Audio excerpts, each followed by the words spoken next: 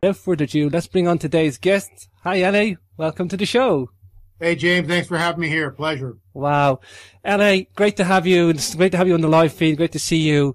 This is such a fascinating subject for me, LA. Wow. It is like a little hot potato for me. I just can't get enough of this stuff. I think biblical sources and archaeological sources and all roads seem to head to the same place. What is going on? This is in the public mindset. Everybody's interested in this, LA. Well, let's take a look at this.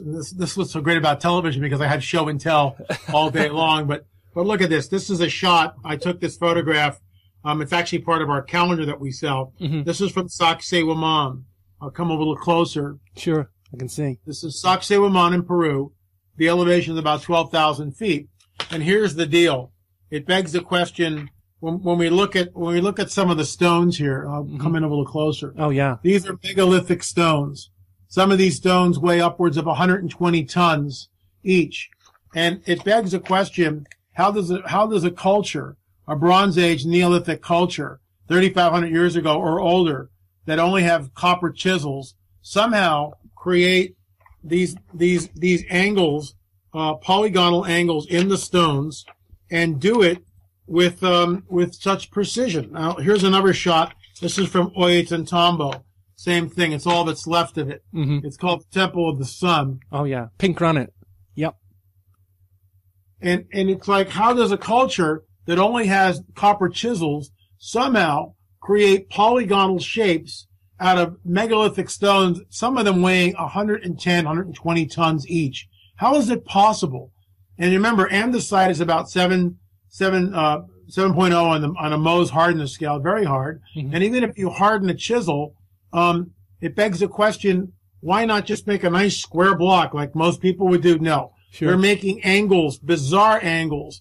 And sometimes they'll actually make little curves in the middle of the rock. You'll just see this, and all of a sudden it'll curve like that. Are you kidding me? I mean, even in wood, it'd be very difficult, but we're talking andesite stone. And archaeologists, if they're really honest, yeah. and some of them are, if they're really honest, they have to admit, otherwise it's just intellectual dishonesty, that they have no clue as to how Sacsayhuaman, Ollantaytambo, any of these sites were actually built. There's theories, well, somehow they melted the rock.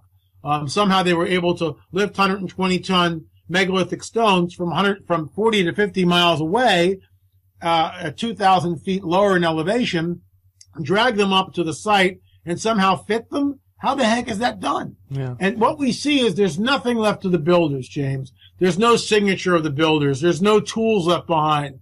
We're looking at a technology that even in modernity, we would be hard-pressed to duplicate the site that we see at Sacsayhuaman. And yet, whoever the builders were, they were playful. They seem to be able to construct what we see at Sacsayhuaman and do it very, very easily. And that's why, look, there's other sites. I'm trying to find one here. That's the key word, though. That is the key word, LA, playful. They were very, very playful. Here's what I mean. Look, this is in Cusco, which is right below Sacsayhuaman. Look at the curve right here.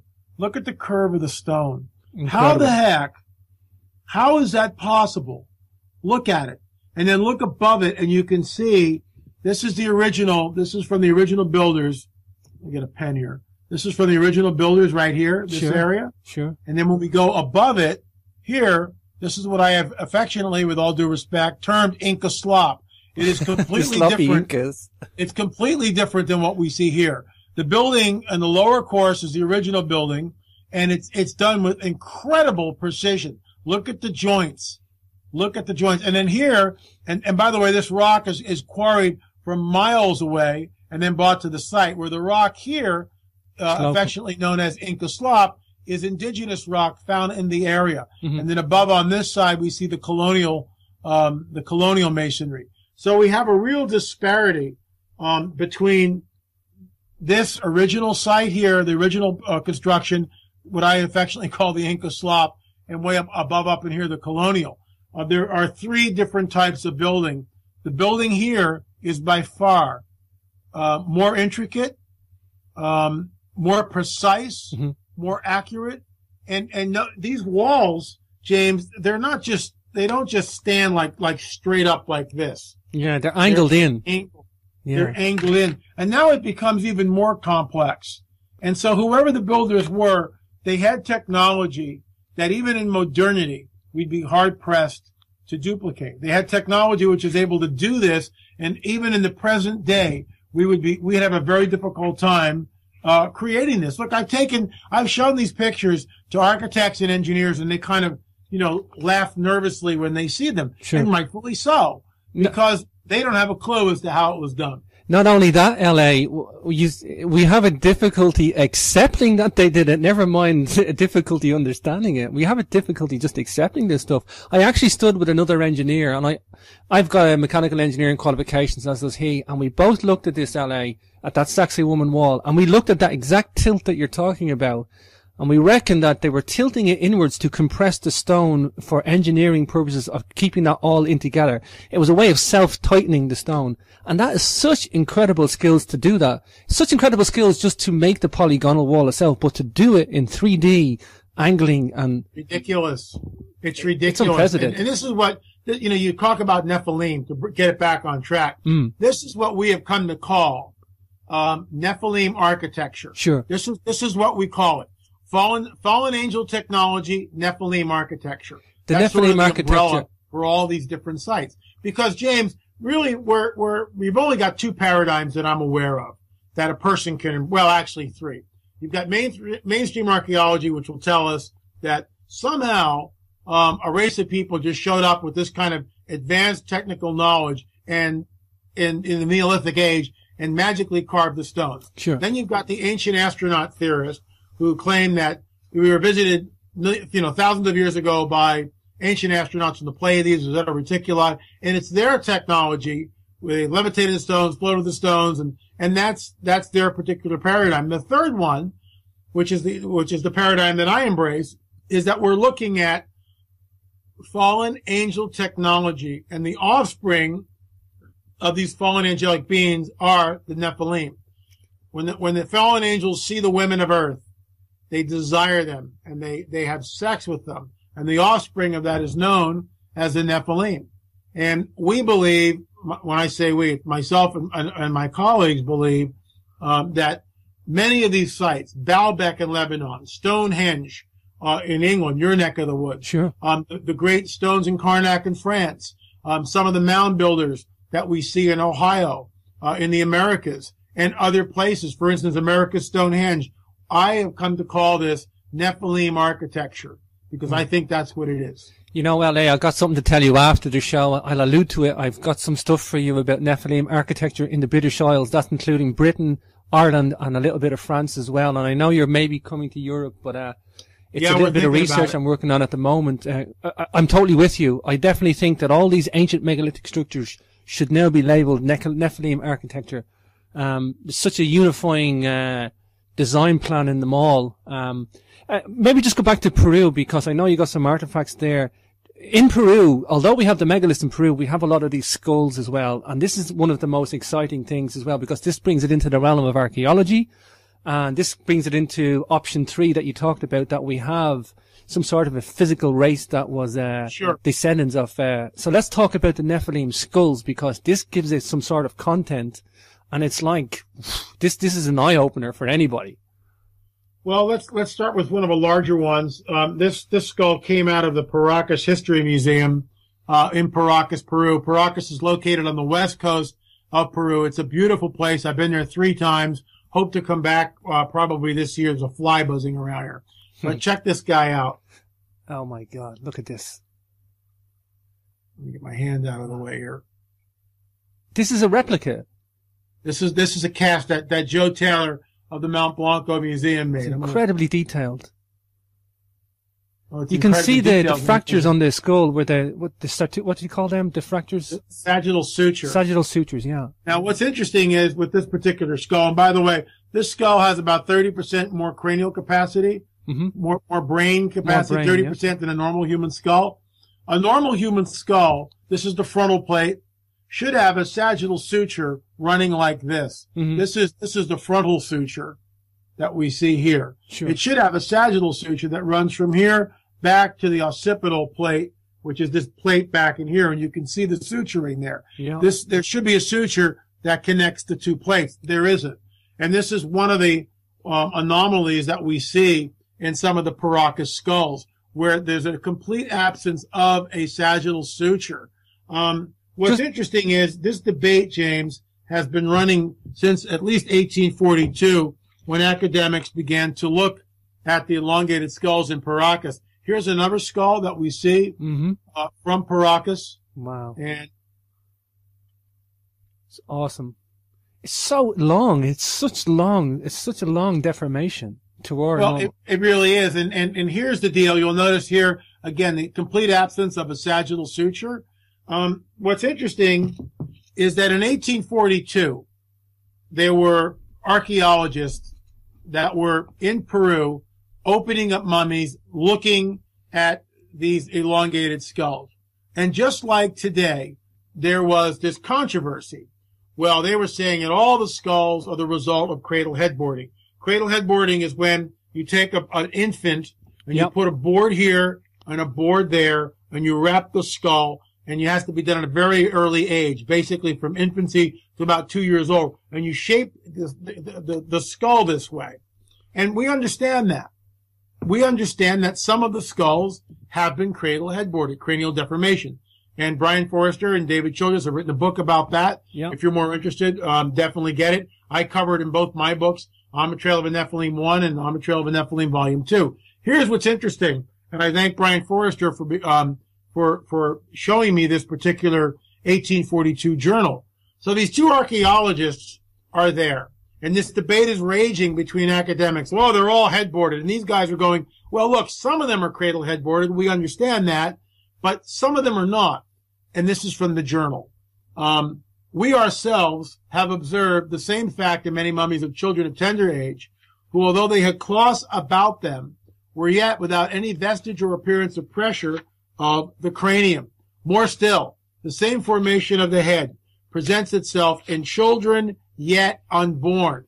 And of this truth, we have had convincing proof in the sight of a fetus enclosed in the womb of a mummy of a pregnant woman, which we found in a cave in Tarma.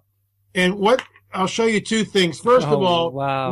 we unbound the skull of a mummy, of a baby mummy, and this is what we found in Paracas. This is all in Watchers 8, our video. It's also in my book, On the Trail of the Nephilim, Volume 2. Wow. You will notice the strawberry blonde hair. Yep. That's not supposed to be there, James. We shouldn't, if this fits the Darwinian paradigm of everyone coming over the land bridge, the Bering Strait at the end of the last ice age, what the heck are we doing with this? Where does this come from? It's crazy. Strawberry blonde hair. You'll notice that the skull is elongated. And here's the deal. There was a lithograph that was made in 1842, of this elongated skull, and I don't have it with me. Rats. I don't have it. But, it shows that the skull, this is a cast of that skull that I just showed you the picture of. This is the cast of the baby. Look at the size of this thing. Wow.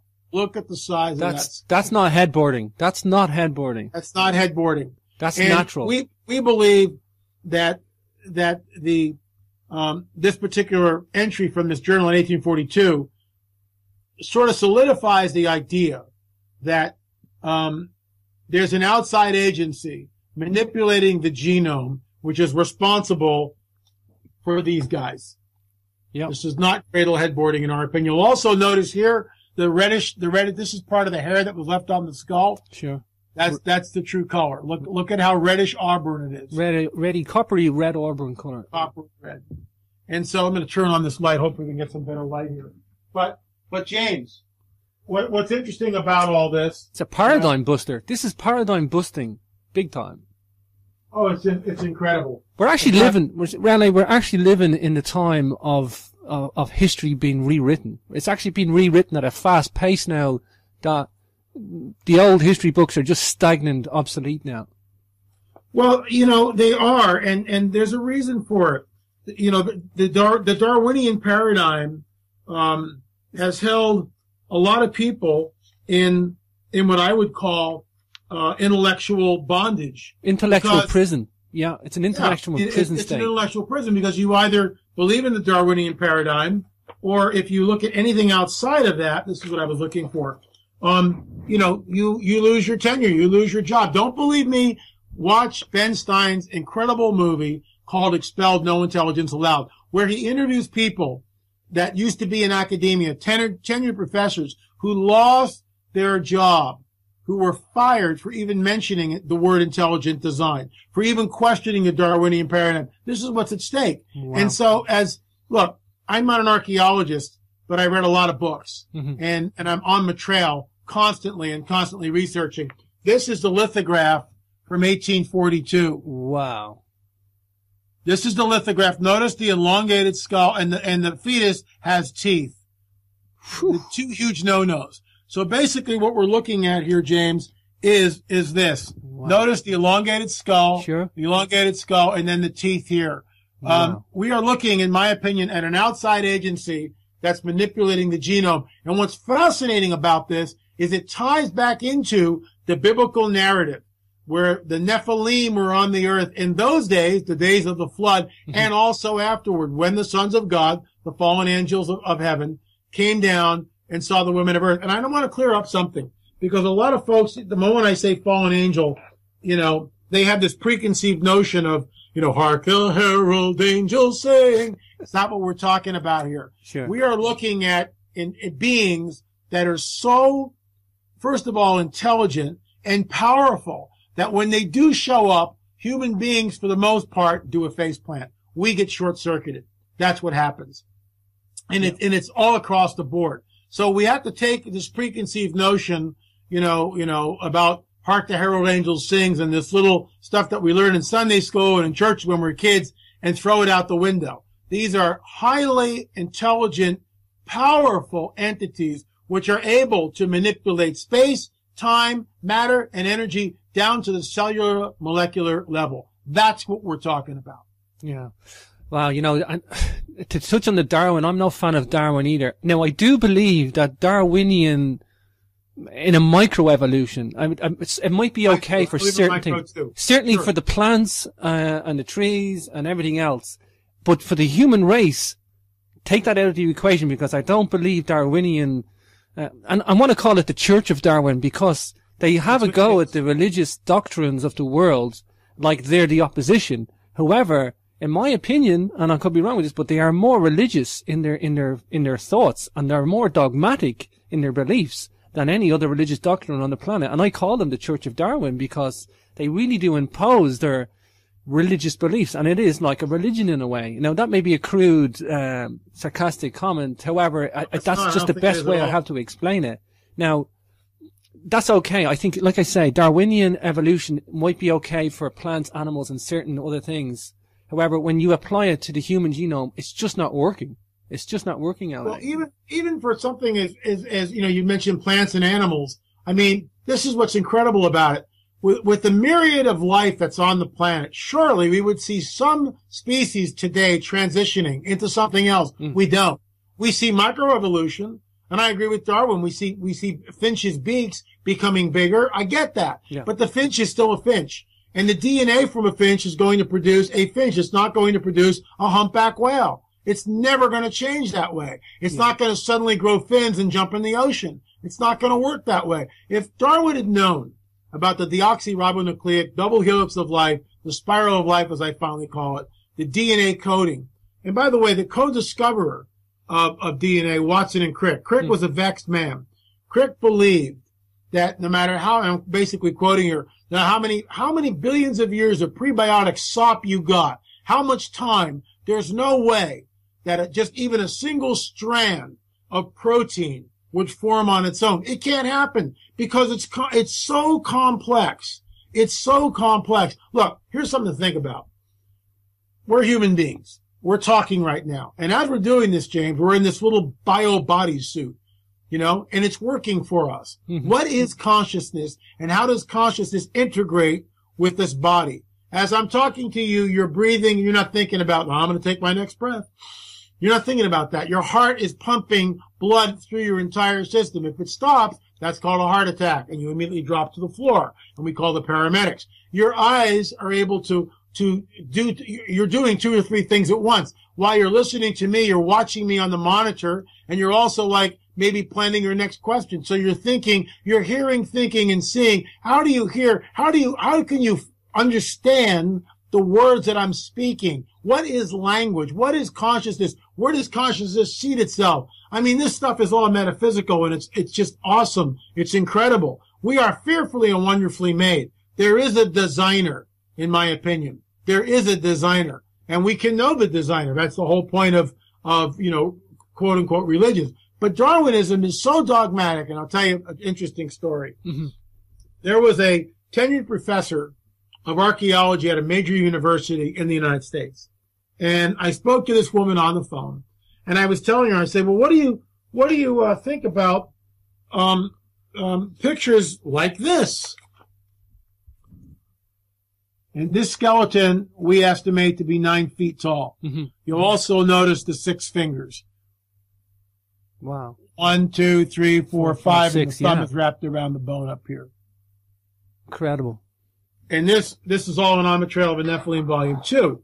What's interesting about this, James, is that when I talked to this woman, I said, how do you account for men of letters in the last century, specifically at the turn of the 19th and the 20th century? How do you account for men of letters stating and measuring giant femur bones and stating that some of these giant skeletons that we unearthed in these mounds all across the Americas were 9, 10, 12 feet in height? You know what her answer was to me? And I'm not making this up. Sure. Men of letters 100 years ago did not know how to measure. Wow. Which is, you want to talk about dogma? And the reason why that person, that tenured professor, has to say that is because if they admit there's a 12-footer, it blows the Darwinian paradigm right out of the water. Sure. And it points back to the supernatural. And in Darwinism, there is no supernatural. Sure. I'm going out on a limb with this one, L.A., but the 6 fingers for me may be, they say 666 and the fallen angels, Satan, whatever you want to call that whole genre of 6. I believe that the numerology, going back to the unit of the foot and the unit of the inch, back to Babylon where it originates, it's all a base 6 number system. And like us humans to do on the planet today, we have a base 10 system. We have 10 digits on our hands and we count 1 to 10. However, if you've got 6 fingers on one hand or 6 digits, why wouldn't you make your base number system 6? And a lot of this gematria that Fritz Zimmermann would go into with the 666 numerology, I can see why. It's a 6-fingered Nephilim biological entity doing this. I can see why there's a 666 numerology there. Maybe there's some sort of a physical reasoning to the sign of 666. That's what I think personally. I'm going out on the limb with that one, but that's very interesting, and it certainly has some merit to it. And Fritz has done just incredible work. I'm going to try to get this fly. I think I got him. Live TV, folks, gotta love it. Fritz has done just some incredible work. I spent 2 or 3 days with Fritz at a conference several years ago, and he gave me a private tour of the Circle Mound, sure, part of the Octagon Mound. We went to other mounds which had not yet been looked at, and we photographed them. And Fritz writes articles for my news magazine. I quoted him in my books. He wrote a wonderful chapter for On the Trail of a Nephilim, Volume 1. Sure. He's a great researcher. And here's something what's interesting, and Fritz and I have both, followed this, and I've talked to Native Americans who have vetted this, that the idea of the 6 fingers, okay, goes back into the Native American oral tradition. Mm-hmm. And the oral tradition of many Native American tribes talk about these red-haired cannibalistic giants that had, in fact, 6 digits, 6 fingers. And the idea of doing this, where Hollywood gets, how? Yeah. It's not how. They would hold up the hand and spread their fingers to show that the 6th digit was not there. That's what that's about. Wow. And I embedded that specifically with Chief Joseph Riverwind and other Native Americans whom I've spoken with. Wow. And on top of that, and just to concentrate on Fritz for a second, the Nephilim Chronicles book, I've read them 3 times now. There's so much in it.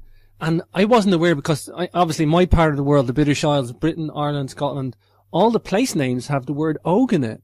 And when he listed them all, I'm like, oh my God, when Og, the king of Bashan, was spoken of in biblical sources as being a giant. We even have an old Irish tale called Tir na Og, which means land of Og, believe it or not.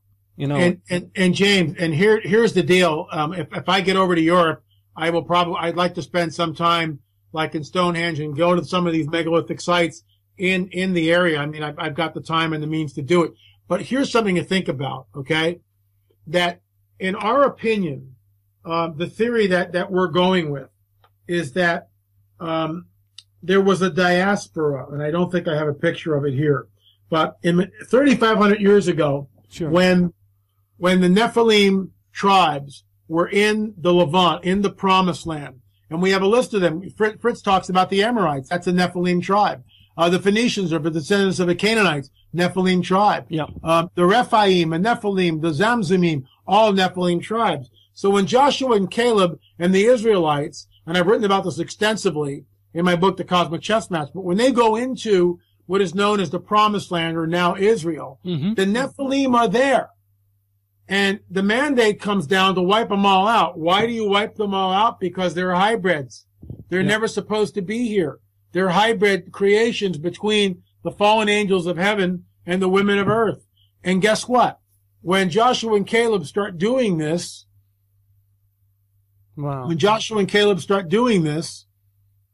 there's a diaspora. They begin to flee. Og was in the northern part of what is now Israel, near Mount Hermon, Og of Bashan. It's actually very close to where the Golan Heights are today. Yeah. So we believe that the giants began to flee. Some went northward into Europe, into England, and then out and around, Greenland, Iceland, Nova Scotia, and into the Americas. Others built boats and sailed out the Mediterranean and wound up in the Gulf of Mexico. Thora Heyerdahl proved that this could be done in a papyrus boat, and the book is called Ra. The best known one is Kon-Tiki. You can do this. Ancients could have done this. And we also believe that some of these settled in and around the Gulf of Mexico. Others, perhaps, built boats again and sailed out the Red Sea into the Indian Ocean, Pacific Ocean, and came over that way. The Paracas people, which I talk about, show up in Paracas, Peru, 3,500 years ago. 3,500 years ago. Guess what? That fits the timeline of the conquest of Canaan absolutely perfectly. And James, if I come over, we have to go to some of these places that you just discussed that talk about, that have the name Og in them. Because I believe as the tribes are leaving, Og did not leave.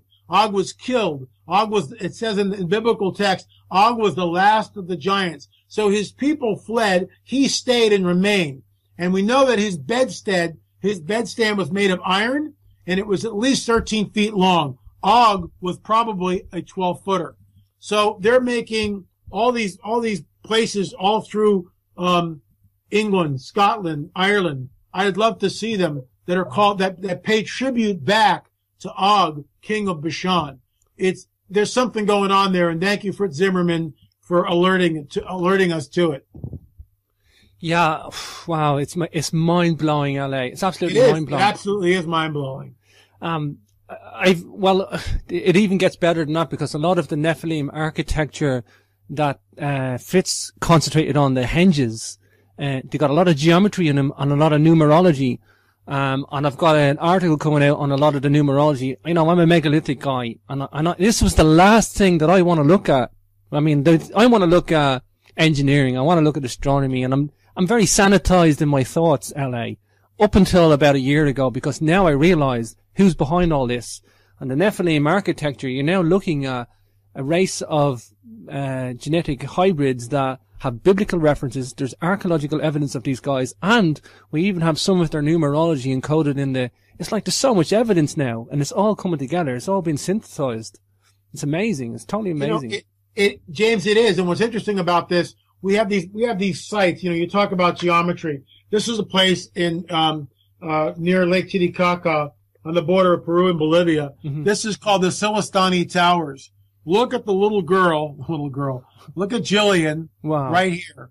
And look at this tower. It is narrower at the bottom, and it fans out like this at the top. Okay? Incredibly hard to do. It'd be impossible to do. And the whole tower is in a circle. Let me show you another picture of it. And again, look at the joints here.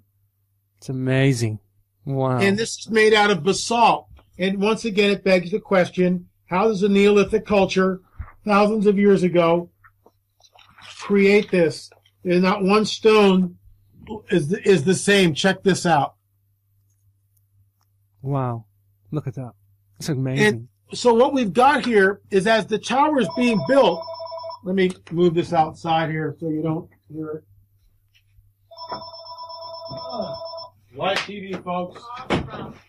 Sorry about that. You're all right, fella. Live TV, as you say. As the tower is being built like this, okay? And it's a circle. You know, the tower is a circle, okay? Like this water bottle. But in a circle, it's smaller at the bottom, so it's flaring out, which means every single stone that is placed there, okay? The radius is changing as it goes up. Are you kidding me? It is the most, this edifice right here, let me get a better picture of it. This is one of the most complex structures you could possibly ever hope to make right there, the Silistani Tower. Sure. Do you think, LA, that they're showing off with their intellectual prowess? That's the playfulness. Absolutely. They do it, James, because they can. They do because it's no sweat to them. They're not going, oh my gosh, we got to make a tower like this. They're just going, no problem. And they've got the means and the technology to do it. Remember, these entities, in my opinion, can manipulate space, time, matter, and energy. This is nothing for them. Can they levitate? Absolutely. Can they levitate the rocks? I believe they were levitated. That's how it was done, in my opinion. Because they deal in a different physics. Let me tell you what I mean. Okay. Sure. Let me give you like a proof text. And this is going to get a little woo for some of your audience. For others, they'll know exactly where I'm going. In the UFO abduction phenomena, okay, what we have, and I'm going to use a little prop here. I'll use Swiper, the cartoon figure. Okay. Yep. Swiper is laying in bed. Here's the bed. Swiper's in bed. Okay. Classic abduction. All of a sudden, he realizes there are entities in the room around him, and he begins to panic. But this is where we're not in Kansas anymore. These entities, he realizes he's paralyzed. He then is floated above the bed, and then floated, sometimes turned like this, upright, and then floated, excuse me, out through the window. Sure. What we're looking at here, thanks, Swiper, what we're looking at is Dr. Jacobs calls future physics. And if it was done now, this is what's another incredible link between what was done in antiquity and what's happening in modernity. These entities can take a person. Granted, it's not 120 tons. I get it. It's not a megalithic rock. But they have no trouble levitating that person and passing that person through a closed window. That is impossible. You can't do that. You can't do it. The window would break. We are looking at future physics. And that's why when we look at, when we hear about the UFO abduction phenomenon, what's going on there, and then we look at the Silistani Towers or Sacsayhuaman that we talked about earlier, in my opinion, there's a definite connection between what happened in antiquity and what is going on right now in modernity. Mm-hmm. You know, even, let's go to Egypt as well. Perhaps, you know, people say, why would there be so much information encoded in the pyramid? You're talking the mathematics, the phi ratio, the value of pi, its angles, everything. This giant blocks as well. I mean, because they had the knowledge to do it. And it was like, they could do it. Why not put everything in there? And I just extend that now to all these other architectures. The more, Giza might be the pinnacle in terms of an architectural feat. Giza for me is the pinnacle. I would agree with that. Sure. Giza's the pinnacle. You know, actually, on Egypt, you may or may not be aware of this, but there was an article wrote about a 1,000,000 mummy cemetery.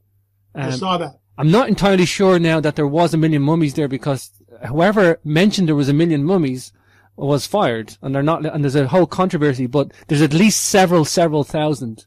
One of the mummies was over 7 foot tall, LA. I saw that too. And they were able to group them into genetic groups of blonde-haired, red-haired, and others. What's going on with that, LA? Yeah, and you know what? Notice how that's been buried, and all that information is like, whoop, don't be looking here. And this is what we get. This is why, James, this is why it's so important, the research that we do. Let me tell you something. That we've got 2 samples of DNA which came out of the country illegally. One was taken by Lloyd Pye 4 or 5 years ago, and we've spoken to the geneticist. The other one was done by some UK television network, which saw the Waikiki mummy and took DNA sample out of that. The Waikiki sample said the mitochondrial DNA was human, but the nuclear DNA was not, and outside any of the genome. These skulls in Paracas, and one sample from a late Lloyd Pye was tested. This is what the geneticist says.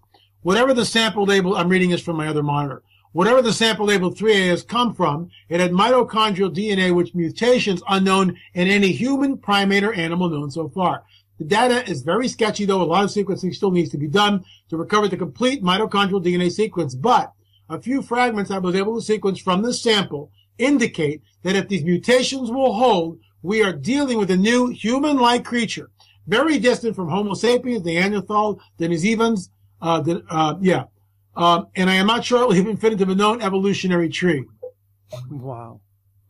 Denisovans. I always have trouble saying that for whatever reason. Denisovans. And then it goes breeding within their small populations. They may have degenerated due to inbreeding. This is huge. It's preliminary DNA, but what is it doing? It's so far validating our hypothesis that there's an outside agency that's manipulating the genome. There's an outside agency manipulating the genome. Look at the eye sockets. Are you kidding me? Look at the eye sockets, how huge they are. That's not normal, folks. It's not normal. This baby was about 18 months old.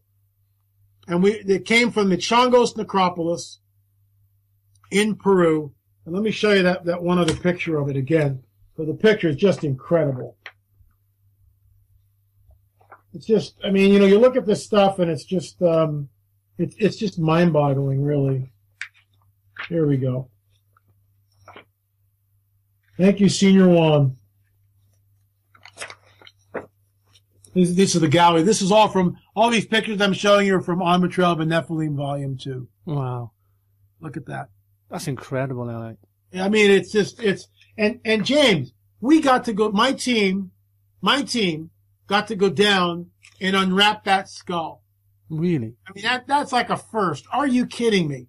We had Aaron Judkins, an archaeologist, Joe Taylor, who did the incredible casting here. Chase Klotze was our forensic field investigator. She supplied all of our forensic material, gloves, bags. I mean, everything was done.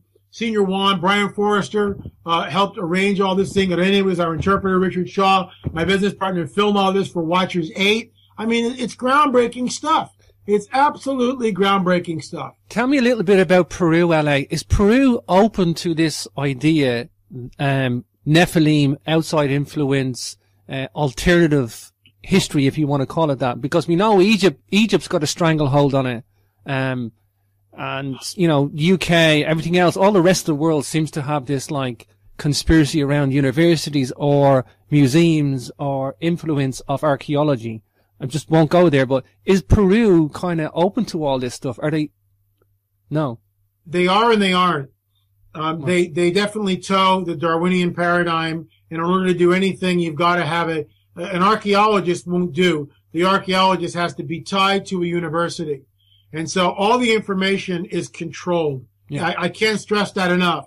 And the system is global. Okay. It's a controlled system. And we're working with several archaeologists and trying to get permits to do a real archaeological dig in the Chongos necropolis where this skull came from. And also we're trying to get material out to do proper DNA testing. I wanted to mention the Dead Sea Scrolls, LA. I was reading up a little bit on today for this show. Do we have a source of the Nephilim in there? Yeah, we do actually. It's interesting you should mention that. Just for the audience, the Dead Sea, the Book of Enoch, The Dead Sea Scrolls, obviously found in 1947, we weren't aware of anything, half the stuff that was in the Dead Sea Scrolls we weren't aware. Some of it we were, some of it is everyday living, but then there's also stuff relating to the Bible, and it's like extra excerpts, if you want to call it that. But we do have a reference to the Apocryphon, is it the Apocryphon Genesis book? The Genesis Apocrypha, but the Book of Enoch is quoted 70 times in the Tanakh, the Old Testament. Yeah. It's alluded to several times in the New Testament, the Christian New Testament. Mm-hmm. What's interesting is the Genesis 6 passage and the Enochian passage, they mirror each other. Listen what it says. And it came to pass when the children of men had multiplied in those days, were born unto them beautiful daughters. And the angels, the children of heaven, saw and lusted after them and said to one another, and it goes on from there. And basically it lists the angels, tells you where they came down. And then when we go to the book of Genesis in the Hebrew, and we go to the 6th chapter there, the texts almost mimic each other. Listen to this. And it came to pass when men began to multiply on the face of the earth, and daughters were born to them, that the sons of the Elohim saw the daughters of men that they were fair, and they took women of all they chose. And then it says the Nephilim were on the earth. What's interesting about the book of Enoch, while it's not part of the canon, it was actually referenced again 70 times. Yeah. In at least 70 times in the Tanakh. The church fathers referenced this book. It's found in the Dead Sea Scrolls. We can at least appreciate its historicity. And what this does, the book of Enoch, and why it's so controversial, is it amplifies the Genesis 6 passage. Sure. It makes it very clear as to what's going on there. And what's going on there is the fallen angelic hosts of heaven are messing with the genome to create a hybrid being known as the Nephilim. And this is, look, in Genesis 3 we read that there's 4 people in this scene. There's the Most High God, there's the fallen cherub, commonly known as Satan, Adam and Eve. And the Most High God's addressing everybody and saying, pointing to the serpent, your seed, Mr. Satan, your seed will be at enmity, at war with the seed of the woman. This sets up the rest of history. Mm-hmm. Because that's what's going on today with the abduction phenomena and the so-called implant and breeding program. And it's what went on in Genesis 6 with the flood, before the flood, and also afterwards, and stuff like this. Mm-hmm. By the way, this baby has been carbon dated. We carbon dated some of the mummy wrappings here, 2,000 years old. Wow. 2,000 years old. Wow. That's the end of the Paracas culture. It's incredible. The good thing for me is, LA, that before the Dead Sea Scrolls, things were very different. Now that we have the Dead Sea Scrolls, 1947, it vindicates the book of Genesis. It vindicates it and saying, well, look, okay, we have another source now. And it amplifies it, as you say. Not only does it vindicate it, but it amplifies it with extra text. This is incredible for me. And I think the Dead Sea Scrolls do not get enough attention. They just do not get enough attention. And I just think it's wonderful to have a second source, because it just puts people, with their opinions to bed. Like, keep your opinions out of this. This is something that we have now to vindicate this. And it's just a wonderful, there's so much research gone into the Dead Sea Scrolls. I just don't see enough people talking about them. I really don't. Well, but the Dead Sea Scrolls were actually held captive by the intellectuals. Wow. Until Biblical Archaeology Review basically went in and photographed them all and then published them all. And that caused this huge uproar. Oh my gosh. Look, they're saying you guys are sitting here with 1 page of text and you won't publish it. And you've had 50 years to do it. We've had it up to here. And this is the problem with academics. Yeah. And I'm not trying to, there's a lot of great academics out there that do great work. But a lot of these guys sit around and do absolutely nothing and won't publish and take years. And this is why Biblical Archaeology Review said, we've had it. We're going to disseminate these scrolls, this information, and let other scholars work on them. They hold the information. I publish everything. I don't hold anything back. Yeah. The preliminary DNA evidence is in the book. The unwrapping of the baby skull is in the book. The carbon-14 dating is not in the book, but it will be in volume 3. Sure. And on we go. What is it about? Well, I know that there was a group of scholars, the biblical canon was wrote down of 3rd, 4th century, I'm not sure, something like that. But there was a choice made to leave out the Enochian part of the Bible. Why was that choice taken? Was it a hot potato back then? Was it too much for people? This is a hot button argument, and people will argue vociferously on both sides. Here's what's interesting. This is a very new translation. It's called Sefer, Sefer. Yep. And what's interesting about that, they have included the book of Enoch. Oh, wow. Wonderful. And in the beginning of the book, this particular translation of the Bible, they make a defense. They talk about what happened to the books and the book of Enoch. And this is, I posted this on my blog. You would think that they were ready to, some people were ready to drag me out in the parking lot, burn me at the stake, just for mentioning this. Sure. And there's a whole group of people, King James only, King James only. Well, I get it. And I read, the King James is a great translation. What did people do before 1611? Number one. And what did people do before the Geneva Bible? Number two. And number three, the King James Bible, the 1611 edition, had the Apocrypha in it. It was there. Now, they weren't saying it was canon, but why can't we read the book of Enoch?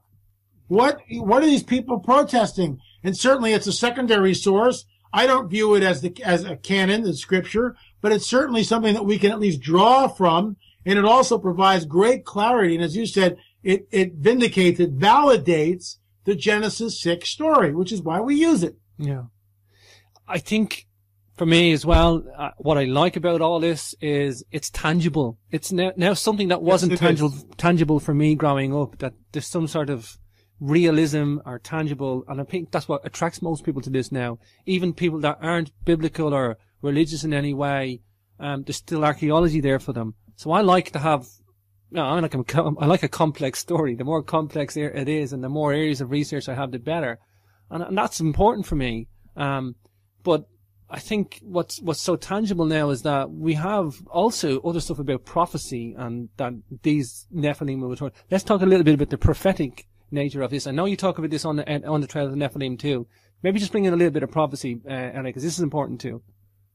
Well, you've got this God-man walking around on the planet 2,000 years ago, and his name was called Yeshua. That's his name. Most people know him by Jesus.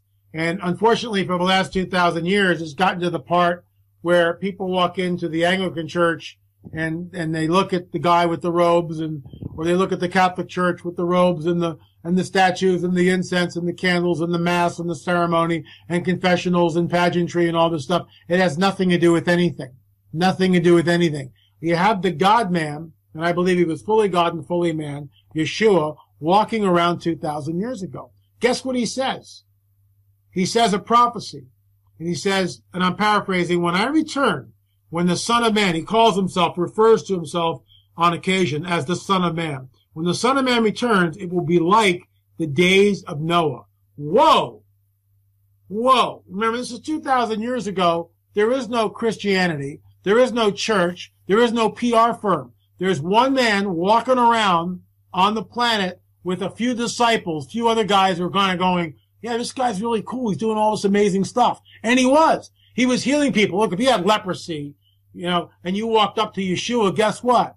He breathed on you. He would just touch you, and you'd watch your body become whole. If you were blind from birth, the eyes would suddenly form. What are we looking at here? How is it possible for him to do that? Walking on the water. I mean, people say that there's no humor in the Bible. Are you kidding me? Are you kidding me? Here's one story, okay? Sure. It's late at night, or it's in the afternoon, and they're by the Sea of Galilee. Yeshua's there, the disciples are there, and some of you have heard the story, but check it out. Check it out. And Yeshua goes, "Hey guys, hop in the boat, set sail. I'll catch up with you later."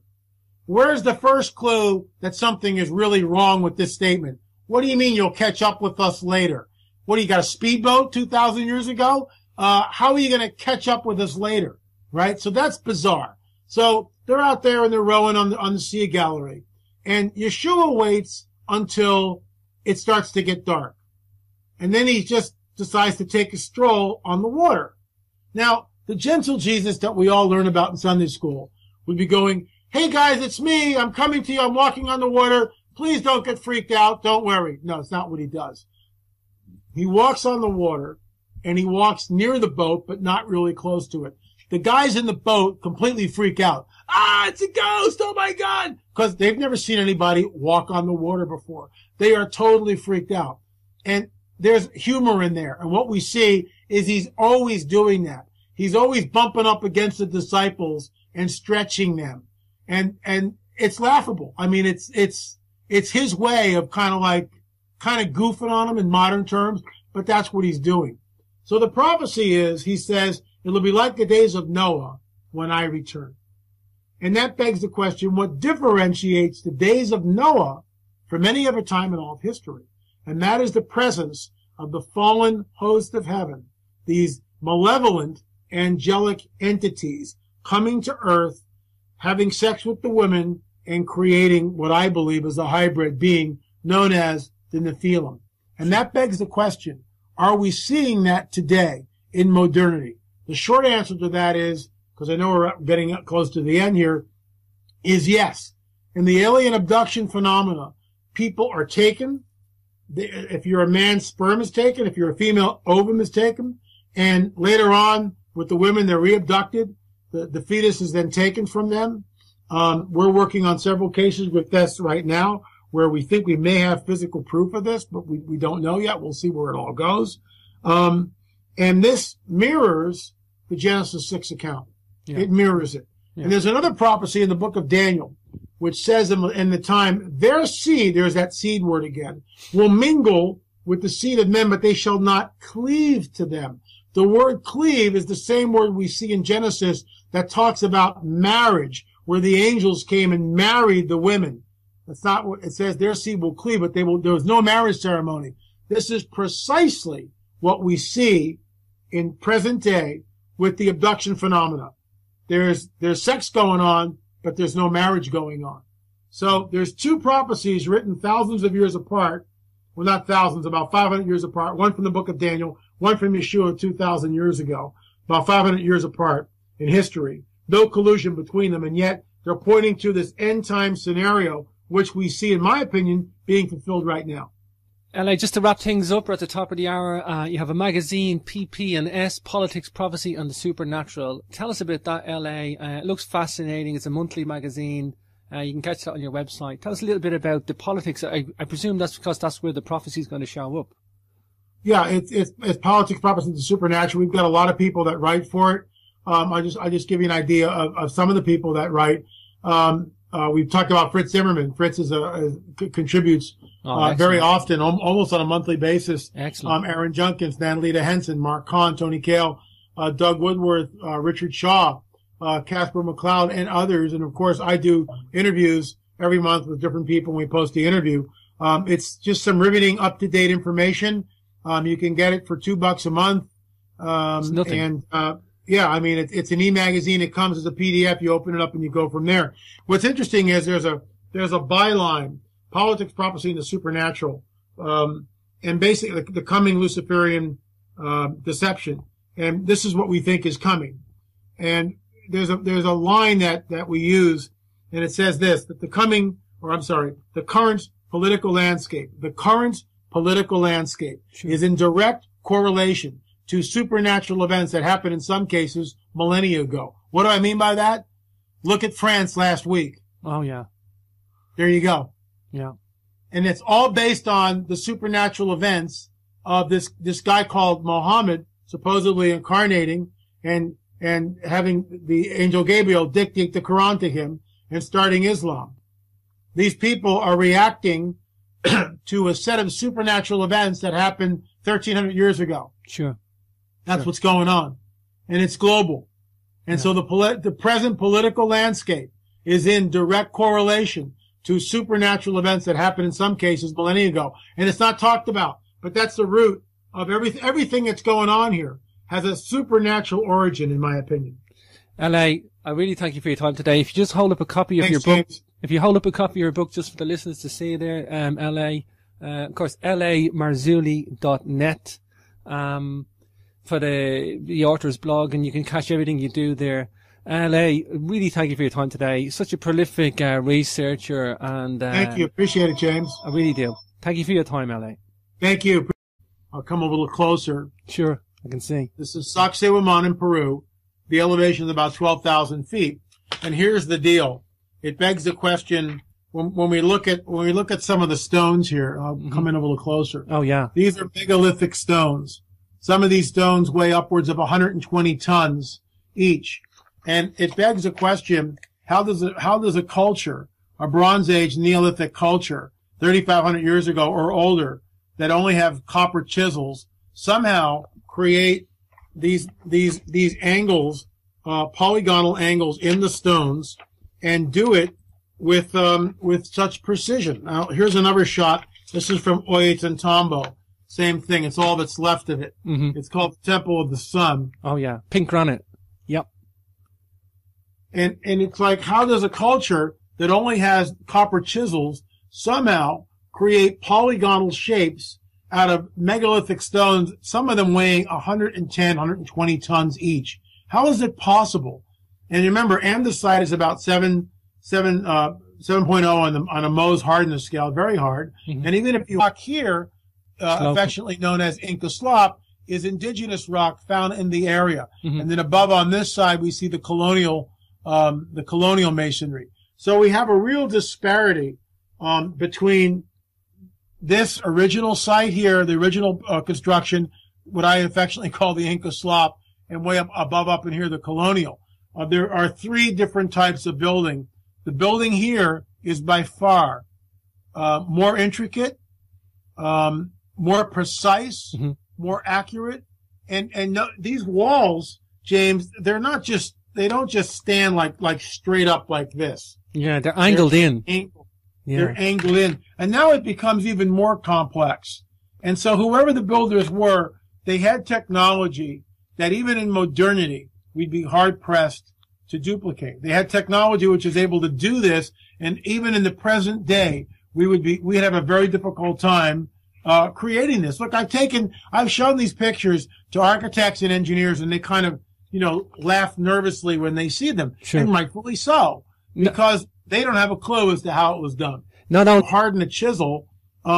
It begs the question, why not just make a nice square block like most people would do? No. Sure. They're making angles, bizarre angles. And sometimes they'll actually make little curves in the middle of the rock. You'll just see this, and all of a sudden it'll curve like that. Are you kidding me? I mean, even in wood, it'd be very difficult, but we're talking andesite stone. And archaeologists, if they're really honest, and some of them are, if they're really honest, they have to admit, otherwise it's just intellectual dishonesty, that they have no clue as to how Sacsayhuaman, Ollantaytambo, any of these sites were actually built. There's theories, well, somehow they melted the rock.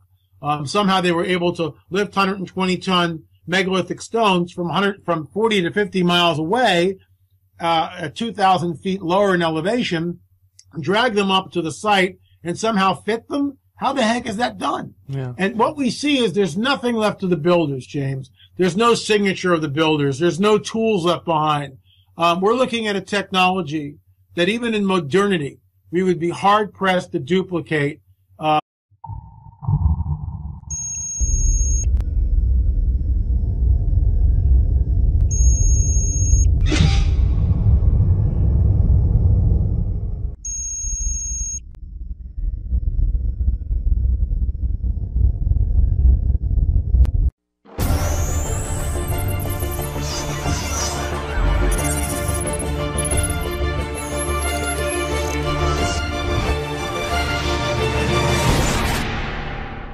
Without further ado, let's bring on today's guest. Hi, LA. Welcome to the show.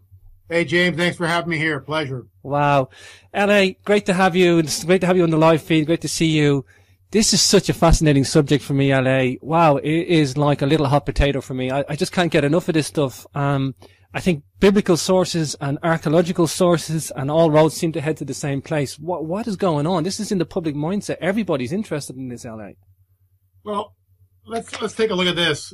This looks so great about television because I had show and tell all day long. But look at this. This is a shot. I took this photograph It's actually part of our calendar that we sell. Mm-hmm. This is from Sacsayhuaman, the site that we see at Sacsayhuaman. And yet, whoever the builders were, they were playful. They seem to be able to construct what we see at Sacsayhuaman and do it very, very easily. And that's why, look, there's other sites. I'm trying to find one here. That's the key word, though. That is the key word, LA, playful. They were very, very playful. Here's what I mean. Look, this is in Cusco, which is right below Sacsayhuaman. Look at the curve right here. Look at the curve of the stone. Incredible. How the heck, how is that possible? Look at it. And then look above it, and you can see this is the original. This is from the original builders. Let me get a pen here. This is from the original builders right here, this area. Sure. And then when we go above it, here, this is what I have affectionately, with all due respect, termed Inca slop. It is completely different. Incas. It's completely different than what we see here. The building in the lower course is the original building, and it's done with incredible precision. Look at the joints. Look at the joints. And then here, and by the way, this rock is quarried from miles away and then brought to the site where the rock